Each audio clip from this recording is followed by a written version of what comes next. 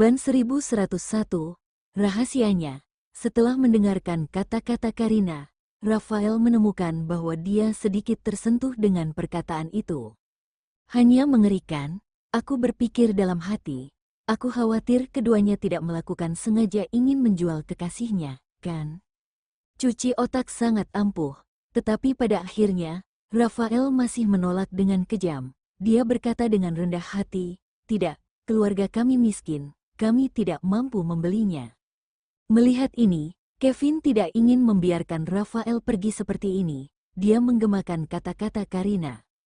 "Bagaimana kalau aku beri harga keluarga dengan gaji tahunan 500 juta? Artinya keluarga dan persahabatan kita akan bertahan lama," katanya. Giselle sedang makan, mendengarkan percakapan mereka, dan tidak bisa menahan tawa. Oke, itu deal siapapun yang membujuk adalah cucunya. Rafael setuju dengan dominan.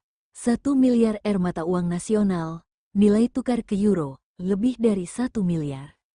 Bagaimana dengan tahun borosnya, Karina, Giselle? Bukankah itu berarti keluarga mereka miskin dan tidak mampu membeli Kevin? Melihat keheningan kerumunan, Rafael merasa sedikit bangga dan bertanya, "Kevin, kapan kamu akan pergi bekerja? Apakah kamu menunggu perjalanan dengan Karina, atau akankah kamu mulai bekerja besok?"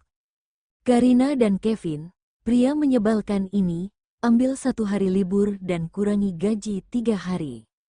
"Aku tidak suka bos pelit seperti itu," kata Kevin acuh tak acuh. Rafael tidak senang ketika mendengarnya. "Aku akan memberi kamu gaji tahunan 1 miliar atau kamu tidak perlu membayar pajak."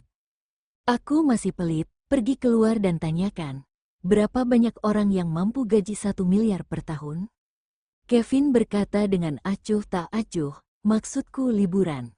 1 hari libur pada hari Senin itu, tetapi kamu tidak dapat menabung untuk liburan berturut-turut.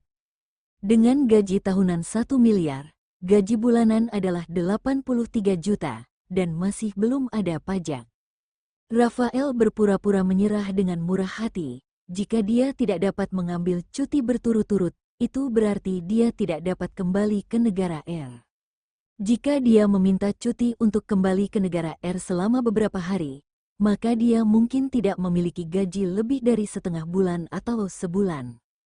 Pemikiran angan-angan ini terlalu tepat, jadi bisakah kamu tangani untuk 3 atau 5 tahun sekaligus? Kevin bertanya padanya. Ini jelas tidak mungkin. Rafael berkata negatif, lalu menjelaskan kepadanya, ini seperti perusahaan yang merekrut karyawan baru, ada masa percobaan. Jika kinerja selama masa percobaan tidak baik, setelah masa percobaan kadaluarsa, pasti tidak akan dipekerjakan, dan akan menjadi pegawai tetap jika kinerja baik. Setelah 1 tahun bekerja, ia akan memutuskan untuk menaikkan atau menaikkan gajinya sesuai dengan prestasi kerja pegawai tersebut, atau tetap seperti itu.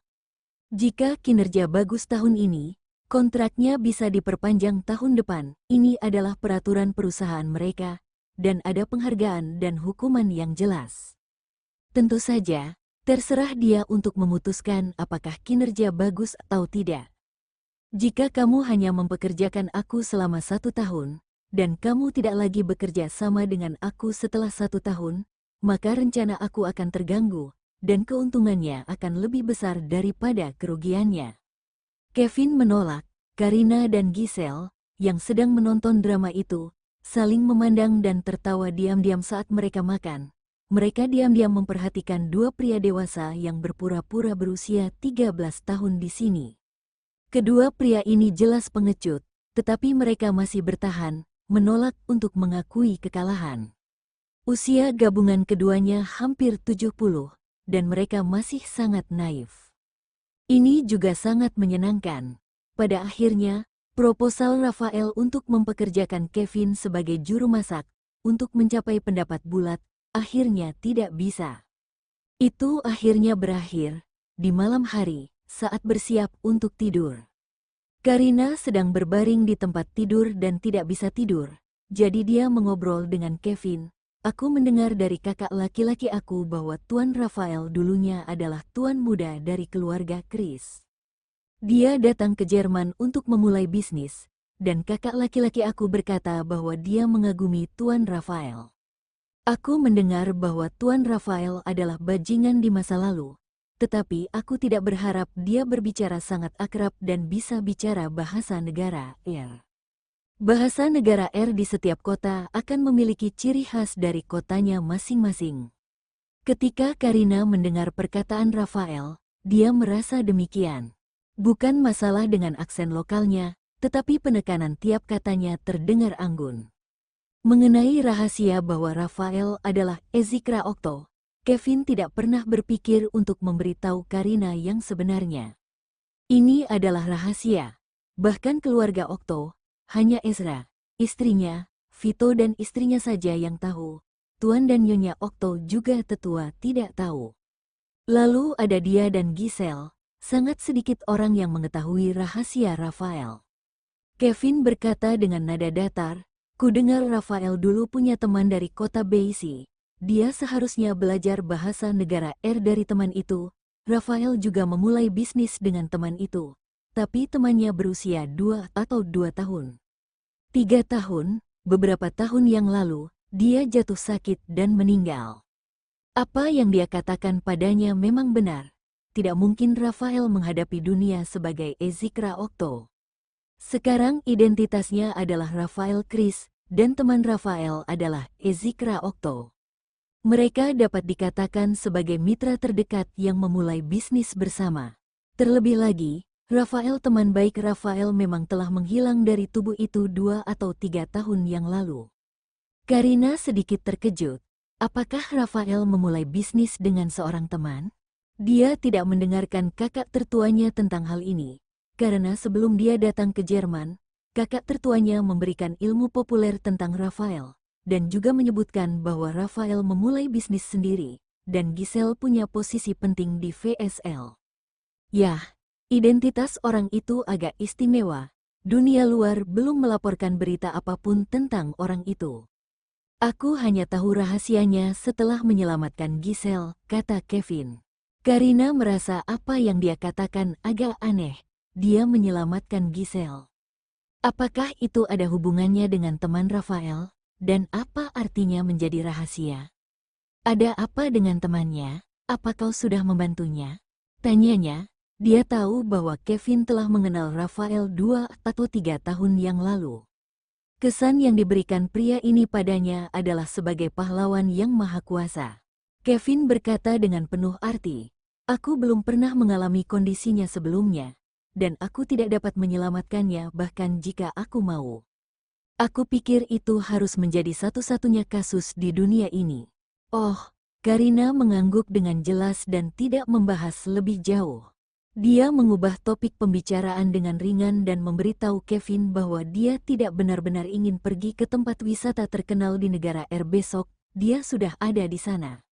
Sore ini Giselle mengatakan kepadanya bahwa ada beberapa tempat yang menyenangkan, mereka bisa pergi besok. Atau lusa. Kevin langsung setuju. Melihat sudah larut, dia menyuruh Karina untuk berhenti bicara, sudah waktunya tidur. Karina tidur begitu lama di siang hari, dan karena jet lag, dia tidak bisa tidur di tempat tidur sama sekali. Ada apa? Kevin bertanya ketika dia melihatnya berguling-guling. Mungkin karena jet lag, aku tidak terlalu mengantuk dan tidak bisa tidur. Karina menghela nafas. Sedikit tidak berdaya, dia terdiam selama beberapa detik, dan tiba-tiba memanggilnya. Karina, ada apa? Lalu Karina memandangnya di bawah sinar lampu. Bab 1102. Kalau kamu mau. Kevin terdiam selama beberapa detik dan tiba-tiba memanggilnya, Karina. Hah, kenapa? Karina menatapnya. Kevin berbisik, gimana kalau kita olahraga sebelum tidur? Bukan cuma bisa menyembuhkan insomnia, tapi juga bisa buat kita tidur nyenyak loh. Entah kenapa Karina langsung mengerti apa yang dia maksud. Gak perlu. Aku ngantuk. Dia menolaknya dan pipinya menjadi panas. Yakin ngantuk? Kurasa kalau kamu gak lakukan sesuatu, sepertinya kamu gak akan bisa tidur malam ini. Kevin menariknya ke dalam pelukan dan mencium keningnya. Gak apa-apa. Iya, Lagi pula kita menginap di rumah orang lain dan gak baik kalau melakukan itu. Karina menggelengkan kepala. Saat aku sekolah, guru etiket bilang kalau berhubungan di rumah orang lain itu tidak sopan. Kalau di hotel, dia tidak akan menolak. Kevin terbiasa melakukan apapun sesukanya. Tapi hari ini dia bersedia untuk mendengarkan perkataan Karina, menghilangkan keinginannya meskipun tubuhnya sudah bereaksi. Dia menarik napas dalam-dalam untuk menahan hasrat. Oke, besok kita pergi main dan inap di hotel ya. Kevin sengaja mengatakan ini supaya Karina menyiapkan diri atas apa yang mungkin terjadi besok malam. Karina tidak bisa tidur dan mengajaknya mengobrol. Dia juga akan bertanya soal masa lalu Kevin dan pria itu punya ingatan yang bagus sehingga ingat banyak hal dan bisa memberitahunya. Karina mendengarkan cerita pria itu sebagai pengantar tidur dan akhirnya dia tertidur. Karina tertidur sangat larut malam. Ketika dia dan Kevin turun, dia tidak melihat Rafael dan istrinya. Pelayan berkata mereka ada rapat penting sehingga membawa istrinya juga anaknya ke kantor. Tapi sebelum Giselle pergi dia sudah meninggalkan panduan perjalanan yang dia tulis semalam. Ada beberapa tempat menarik di kota Jerman dan minta pelayan untuk serahkan itu pada Kevin dan Karina. Mereka juga bisa pakai mobil sesuka hati. Giselle juga suruh pelayan untuk menyiapkan barang yang dibutuhkan untuk perjalanan di pagi hari. Bahkan Rafael juga sudah menyiapkan SIM untuk Kevin di Jerman. Bisa dibilang mereka sudah mempersiapkan ini dengan sangat baik. Karina memberitahu Giselle setelah sarapan bahwa dirinya dan Kevin akan pergi bermain juga mengucapkan terima kasih karena sudah mempersiapkan segala sesuatu. Setelah itu Karina memeriksa barang bawaan Kevin dan memastikan supaya tidak ada yang tertinggal dan setelah itu mereka pergi. Kevin berencana untuk tidak pulang ke rumah Rafael, karena itu dia membawa Karina pergi ke Nuremberg. Kevin sengaja mengemudi perlahan supaya Karina bisa menikmati pemandangan di sepanjang jalan. Biasanya perjalanan normal butuh waktu setengah jam dan dia mengemudi selama lebih dari 2 jam. Setelah tiba di Nuremberg, Kevin mencari tempat parkir mobil dan mengajak Karina untuk makan siang. Kevin, kita mau makan siang di mana? Tempatnya berbeda dari yang Giselle katakan di panduan perjalanan. Rutenya juga berbeda. Karina berkata kepada Kevin sambil melihat maps. Kita gak pergi ke restoran yang Giselle tulis. Aku lupa kasih tahu kalau aku cukup hafal dengan Jerman karena pernah habiskan selama 2 atau 3 tahun. Aku juga pernah pergi ke setiap kota di Jerman. Kevin memegang tangannya. Taruh ponselmu dan ikuti aku ya. Meskipun kamu belum pernah ke Jerman sebelumnya, kamu pasti pernah makan sosis bratwurst. Tapi aku rasa kamu belum pernah coba yang rasanya paling otentik dan hari ini aku ajak kamu untuk makan itu.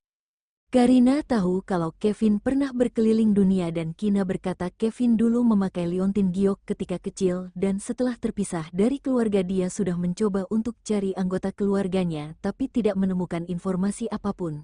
Jadi dia menyerah dan suka bepergian keliling dunia. Setelah Kina diselamatkan olehnya, dia juga pernah mengikuti Kevin ke banyak teman. Kevin, negara mana yang belum pernah kamu kunjungi? Karina bertanya. Negara di Timur Tengah dan Afrika. Aku gak tertarik ke sana karena kurang damai. Aku takut kalau lihat banyak orang terluka atau sakit tapi gak bisa tolong mereka. Makanya aku lebih suka pergi ke negara yang damai. Saat Nana bersamaku, aku gak terlalu pergi ke banyak negara. Kevin berpikir sejenak sebelum bercerita secara detail. Saat itu Lucinta adalah produsen obat bius besar dan dia adalah dokter pribadi Lucinta. Jadi pernah mengikutinya ke beberapa tempat. Tapi dia tidak mau Karina tahu soal masa lalunya yang kelam. Karina tersenyum dan menatapnya. Kalau kamu gak jatuh cinta padaku apakah kamu akan pergi keliling dunia sendiri? Dia berkata, aku hanya akan di rumah bersama orang tuaku dan mungkin keluar beberapa kali. Tapi kalau kamu mau, aku bisa ajak kamu keliling dunia. Karina hanya terdiam. Pria ini sudah berkata sok romantis lagi. Keduanya berjalan selama hampir 30 menit. Akhirnya mereka tiba di restoran yang Kevin sebutkan. Restorannya kecil, hanya punya 4 meja dan terlihat sangat kuno, bukan sengaja dibuat kuno tapi seperti sudah ada untuk waktu yang lama. Pemilik restoran adalah seorang wanita paruh baya berusia sekitar 50 tahun dan wanita itu seperti terkejut juga tidak percaya saat melihat Kevin. Karina tidak mengerti bahasa Jerman tapi jika melihat dari ekspresi pemilik yang begitu terkejut sampai tidak bicara, dia bisa tahu kalau sepertinya orang itu adalah kenalan lama Kevin. "Bettina, ini tunanganku." Kevin dengan serius mengenalkan Karina kepada pemilik restoran dan memberitahu Karina. "Bettina pemilik restoran ini dan aku pernah beberapa kali makan di sini ketika ada di Jerman. Suatu hari dia punya keadaan darurat dan aku kebetulan di sana menolongnya." Karina mengangguk dan dipeluk oleh wanita itu. Wanita itu meraih tangannya dan berbicara bahasa Jerman, tapi Karina tidak mengerti dan minta bantuan pada Kevin. Kevin mengatakan sesuatu pada pemilik restoran itu dan mengajak Karina duduk di sudut. Dia menyerahkan menu kepada Karina dan berkata, "Restoran ini tidak punya banyak menu makanan tapi rasanya paling otentik di Jerman dan kamu bisa coba semuanya."